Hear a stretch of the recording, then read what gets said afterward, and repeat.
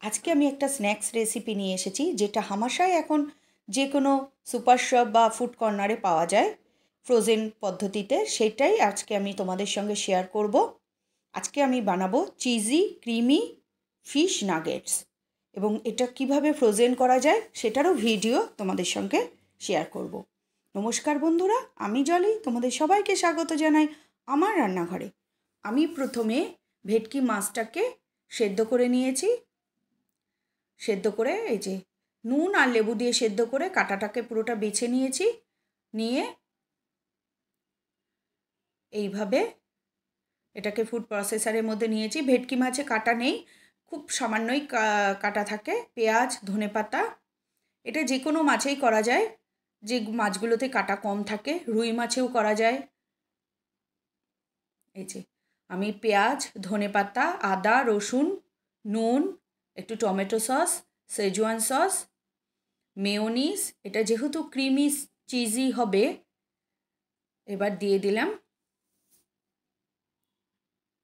একটু মিট মশলা, ধনে গুঁড়ো, এবার দিচ্ছি এটা তন্দুরি মশলা, লঙ্কা গুঁড়ো, জিরে গুঁড়ো,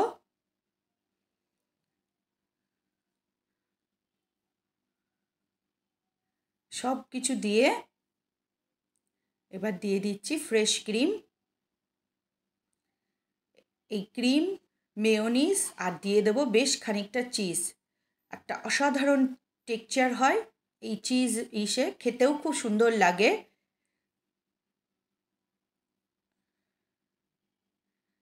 এই যে এবার আমি এর মধ্যে দেব দুটো ডিম। একটা ডিম দিলাম ফাটিয়ে, এই যে আর একটা ডিম। দুটো ডিম আমি আলাদা করে ফাটিয়ে তারপরে ওর মধ্যে অ্যাড করেছি। আর এই যে আমি পাউরুটি স্লাইসে সাইডগুলো কেটে নিয়ে ওর মধ্যে ইউজ করব। এই যে দিয়ে এবার আমি এটাকে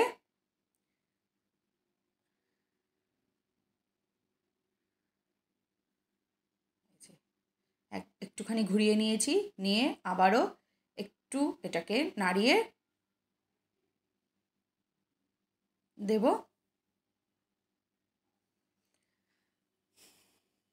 এই যে আবারও আমি 2-3 মিনিট মিক্সিতে একটু পেস্ট করে নিয়েছি।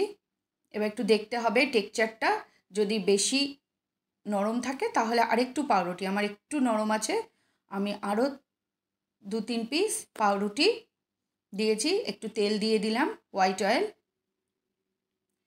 তেল দিয়ে এই যে এবার টেক্সচারটা আমার বেশ ঠিক আছে। একবারে অনেকটা পাউরুটি দিতে হবে না, অল্প করে দিয়ে দেখতে হবে টেক্সচারটা কেমন আসে। একটু লেবু দিয়ে দিলাম, লেবুটা দিতে ভুলে গেছি। এবার লেবু দিয়ে আমি আবারও একটু মিক্স করে নেব।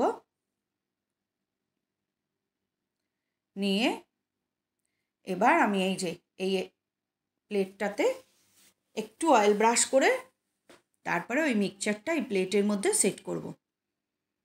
এই যে মিক্সচারটা সম্পূর্ণ প্লেটের মধ্যে দিয়ে এবার আমি এটাকে ভালো করে স্প্রেড করে দেবো প্লেটের মধ্যে। স্প্রেড করে আমি 1-2 ঘন্টা এটাকে ফ্রিজে সেট হতে দেবো।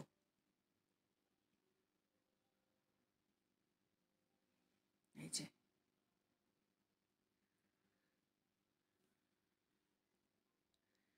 একটু অয়েল, হাতে তেল নিয়ে হাত দিয়ে এটাকে চেপে চেপে, যাতে ভেতরে কোনো এয়ার বাবলস না থাকে সেইভাবে চেপে চেপে একটু ট্যাপ করে করে এটাকে একদম পুরো সেট করে নিতে হবে।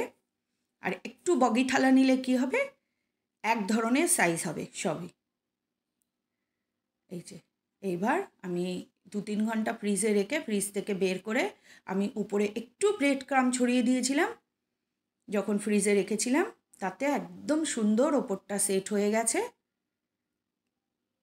এই যে এইভাবে ভাবে সাইজটা যে যার মতো করে, তবে নাগেটস তো যেহেতু নাগেটস বেশি বড় করা যাবে না, এইভাবে ভাবে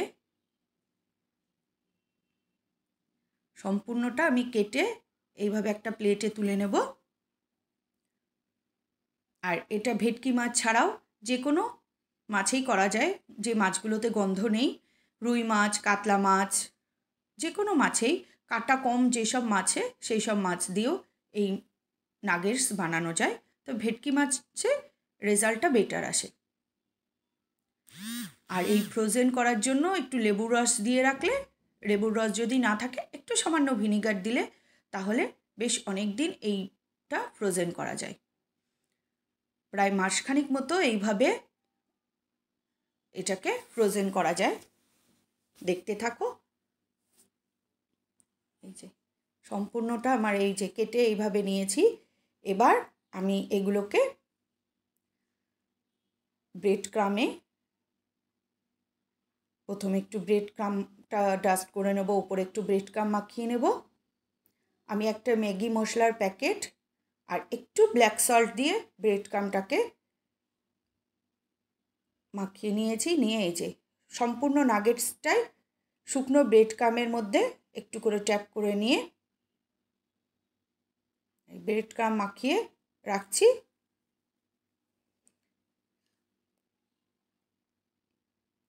এবার এই যে ডিমের গোলা আর ব্রেড ক্রামের মধ্যে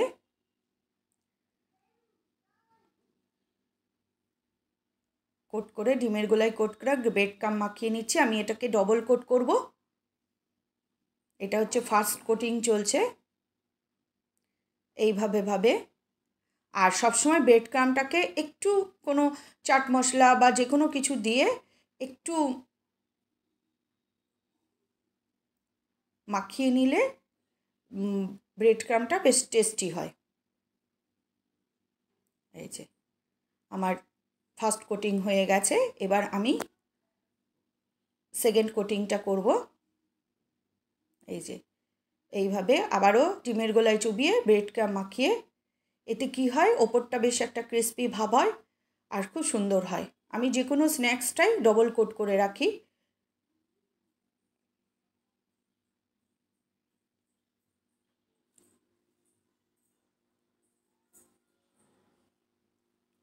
এই যে সম্পূর্ণটাই আমি ডবল কোট করে নিচ্ছি এইভাবে। এই যে ডবল কোটিংয়ের পরে এরকম দেখতে হয়েছে।